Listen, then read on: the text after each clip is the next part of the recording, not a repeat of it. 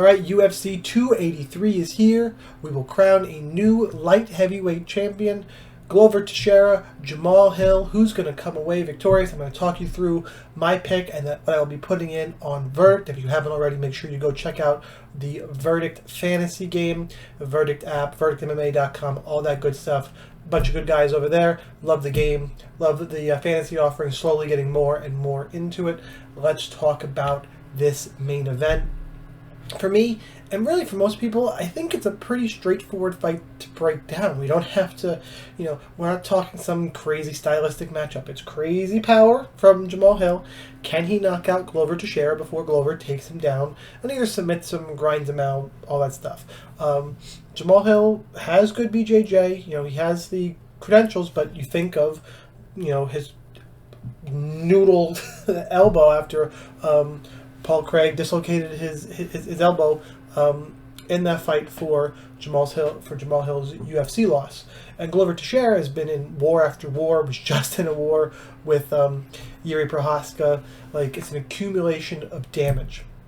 And this all started back, his winning streak to get to the belt, was a total 6-fight winning streak he had. The first one was against Carl Robertson in MSG.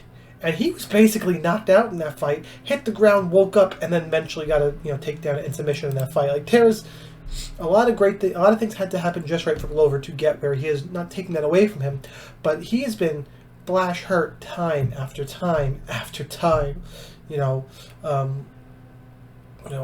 Big fight after damage. I talked about it in the last breakdown, Strickland and Imavov. I didn't like how much damage Strickland has taken. Strickland's a different animal, got that pick wrong, but here I feel like it's even more relevant because how many times we've seen Glover hurt and hurt bad and nearly finished. I know Yuri couldn't finish him, but that accumulation of damage adds up, and I think honestly as strong and as big as Yuri is, there's something about the way Jamahal Hill hits that just, it turns people off. You've seen it, a bunch of times with a crazy knockout against Johnny Walker. Knocked out Jimmy Crute pretty viciously. Finished over St. Preux. The dude has just the type of power where you don't expect it. He throws big, obviously, but the people react in ways that just is frightening. And it's a fight fan, fun to watch, exciting type of style.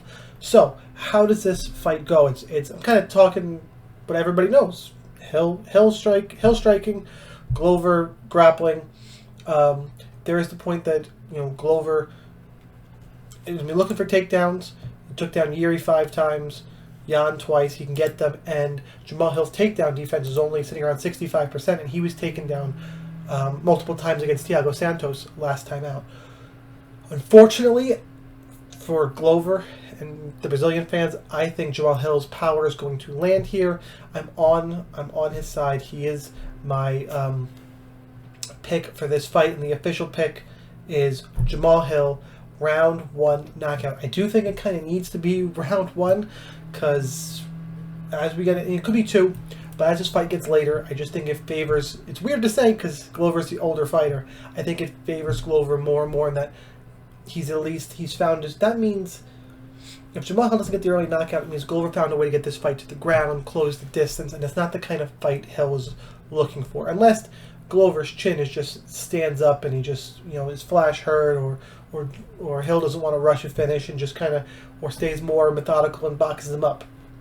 I don't see that's going to happen. I just think Hill's power is something different. I think Glover is going to get knocked out. I think Jamahal Hill come Sunday morning will be our UFC light heavyweight champion. That's what I have this week for the Verdict main event breakdown.